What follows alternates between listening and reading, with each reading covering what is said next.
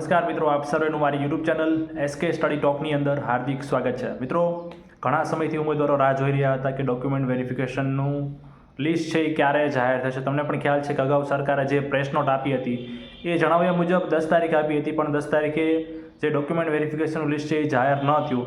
પણ હવે official site ઉપર ડોક્યુમેન્ટ વેરિફિકેશનનું લિસ્ટ મુકાઈ ગયું છે।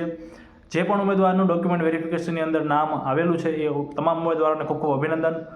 ખાસ ડોક્યુમેન્ટ વેરિફિકેશન સમયે કયા કયા ડોક્યુમેન્ટ તમારે સાથે લઈ જવાના રહેશે તો એ બાબતે પણ સાથે સાથે ચર્ચા કરી લઈએ આપણે ડિટેલમાં। તમે ફોટામાં પણ જોઈ શકશો વિડીયોમાં।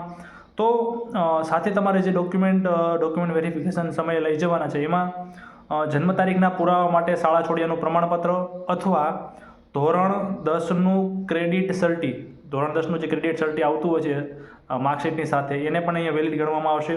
ઉમેદવારનું આધાર કાર્ડ, ત્રીજા નંબરનું છે ઉમેદવારની માતાનું આધાર કાર્ડ। ખાસ માતાના નામની ખરાઈ માટે તમને પણ ખ્યાલ છે કે જો સેમ માર્ક હોય તો અહીંયા માતાના નામના આલ્ફાબેટ ધ્યાનમાં લેવાની વાત હતી, તો અહીંયા ખાસ માતાના નામની ખરાઈ માટે માતાના આધાર કાર્ડ તમારે લઈ જવાનું રહેશે। ચોથા નંબરનું છે સ્નાતકની માર્કશીટ, ટ્રાયલ સર્ટિફિકેટ અને ડિગ્રી સર્ટિફિકેટ, ત્રણેય વસ્તુ। એવી જ રીતે અનુસ્નાતક માટે માર્કશીટ, ટ્રાયલ સર્ટિફિકેટ અને ડિગ્રી સર્ટિફિકેટ।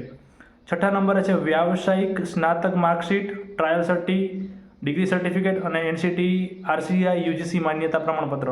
વ્યવસાયિક સ્નાતક મીન્સ કે BEdનું તમારે જે માર્કશીટ, ટ્રાયલ સર્ટી, ડિગ્રી સર્ટિફિકેટ અને NCTનું જે પ્રમાણપત્ર આપવામાં આવતું હોય છે કોલેજ દ્વારા એ તમારે સાથે લઈ જવાનું રહેશે।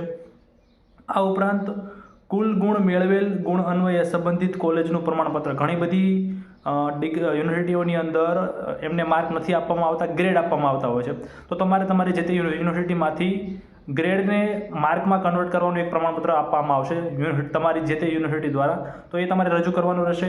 8 નંબરનું છે નોન ક્રિમિલિયર સર્ટિફિકેટ, 9 નંબરનું છે EWSનું પ્રમાણપત્ર, 10 નંબરનું છે જે ઉમેદવારોનું નોન ક્રિમિલિયર સર્ટિફિકેટ અને EWSનું પ્રમાણપત્ર અગાઉના વર્ષનું હોય તે ઉમેદવારોએ અરજદારે આવક મર્યાદા બદલાયેલ નથી તે અંગેનું કબૂલાતનામું, તમારે કબૂલાતનામું આપવું પડશે કે તમારી આવક મર્યાદા જે છે એ બદલાણી નથી।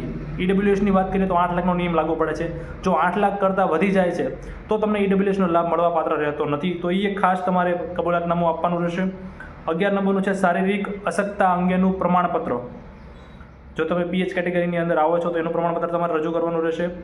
12 નંબરનું છે વિધવા હોવા અંગેનો દાખલો અને પુનઃલગ્ન કરેલ નથી તે મુજબનું સોગંદનામું સોના સ્ટેમ્પ ઉપર નોટરી સમક્ષ કરાવી રજૂ કરવાનું રહેશે। ખાસ જેઓ વિધવા ઉમેદવારો છે એમના માટે ખાસ છે આ।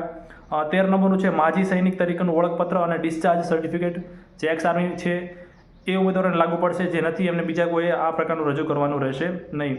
14 નંબરનું છે સરકારી અથવા ગ્રાન્ટેડ શાળામાં શિક્ષક તરીકે કાર્યરત ઉમેદવારોએ રજૂ કરવાનું પ્રમાણપત્ર, જે શિક્ષકો હાલ શાળામાં સરકારી અથવા ગ્રાન્ટેડ કોઈ પણ શાળામાં ભણાવી રહ્યા છે તો એમને કયું પ્રમાણપત્ર, તો એક ખાસ NOC ક્યારની તમારે રજૂ કરવાની રહેશે, જ્યારે જાહેરાત આવી હતી જાહેરાતથી લઈને અરજી કરવાની અંતિમ તારીખ દરમિયાનની સમયની NOC તમારે રજૂ કરવાની રહેશે।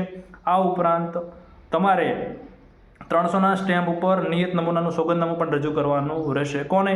જે હાલ અત્યારે સરકારી અથવા ગ્રાન્ટેડ શાળામાં શિક્ષક તરીકે ફરજ બજાવી રહ્યા છે એવા ઉમેદવારો માટે। આ ઉપરાંત શિક્ષક સિવાય કોઈપણ બીજી ગુજરાતમાં કોઈપણ સરકારી સેવામાં જો જોડાયેલા છે તો એમને પણ શિક્ષણ વિભાગ સિવાય અન્ય વિભાગ હેઠળ બોર્ડ કે નિગમમાં ફરજ બજાવતા ઉમેદવારોએ સક્ષમ અધિકારીનું ના વાંધા પ્રમાણપત્ર મીન્સ કે NOC લેવાનું રહેશે। અહીંયા તમારે ટાઈમ લિમિટ લાગુ નથી પડતી, શિક્ષકોને ટાઈમ લિમિટ આપી હતી કે જ્યારથી અરજીની શરૂઆત થઈ અને અરજીની સમાપ્તિ થઈ એ સમયમાં તમારે NOC લેવાની હતી। એ સિવાયના જે ઉમેદવારો છે એ કોઈ પણ અત્યારે NOC લે તો પણ ચાલે છે, તો એમને NOC લેવાનું રહેશે અને 100ના સ્ટેમ્પ ઉપર નોટરી ફોર્મેટ તમને સાઇટ ઉપર આપેલા છે તો એ 100ના સ્ટેમ્પ ઉપર નોટરી કરાવવાની રહેશે। આ ઉપરાંત છેલ્લું છે 16 નંબરનું, કોઈ પણ સરકારી વિભાગમાં ફરજ બજાવતા ન હોય તે ઉમેદવારોએ અથવા કરાર આધારિત નિમણૂક ધરાવતા ઉમેદવારોએ સાદા કાગળ ઉપર નિયત નમૂનાનું સ્વઘોષણાપત્ર રજૂ કરવાનું રહેશે। ખાસ જે જ્ઞાન સહાયકમાં જોડાયેલા હતા એ ઉમેદવારોને પણ આ વસ્તુ લાગુ પડે છે, તમારે સાદા પોતાની રીતે હાથથી લખી નાખો છો અથવા જે પ્રિન્ટ કરાવી લો છો ટૂંકમાં સ્વઘોષણાપત્ર તમારે રજૂ કરવાનું રહેશે। આટલા 16 અલગ અલગ ડોક્યુમેન્ટ તમારે જ્યારે ડોક્યુમેન્ટ વેરિફિકેશન સમયે જાઓ છો ત્યારે સાથે રજૂ કરવાના રહેશે। ઘણી વસ્તુ તમને લાગુ નહીં પડતી હોય, ઘણી વસ્તુ લાગુ પડતી હશે, જેટલી વસ્તુ લાગુ પડે છે એ તમામ ક્રમિકસર રીતે સેટ બનાવીને ઉપર પેજ ઉપર જમણી બાજુ ઉપરને ભાગે પેજ નંબર આપીને આખો સેટ રેડી કરી નાખો. એવા 2 સેટ બને ત્યાં સુધી 3 સેટ લઈ જાઓ, પણ જેટલા જરૂર પડે એ પ્રમાણે ત્યાં માગે એ પ્રમાણે સેટ તમારે અહીંયા રજૂ કરવાના રહેશે. અને ખાસ ડોક્યુમેન્ટ વેરિફિકેશન સમયે તમારા ઓરિજિનલ જે સર્ટિફિકેટ છે આ તો લઈ જ જવાના છે, સાથે સાથે તમારા ઓરિજિનલ સર્ટિફિકેટ પણ આ બધા સાથે લઈ જવાના રહેશે. આવી કોઈ પણ શિક્ષણ જગતની અપડેટ માટે આપણી ચેનલ SK અપડેટને સબસ્ક્રાઇબ કરો અને ખાસ બાજુમાં આપેલા બેલ આઇકનને પણ દબાવી દેજો, જેથી હું કોઈ પણ વિડીયો મૂકું તો તમારા સુધી પહોંચી જાય. ધન્યવાદ.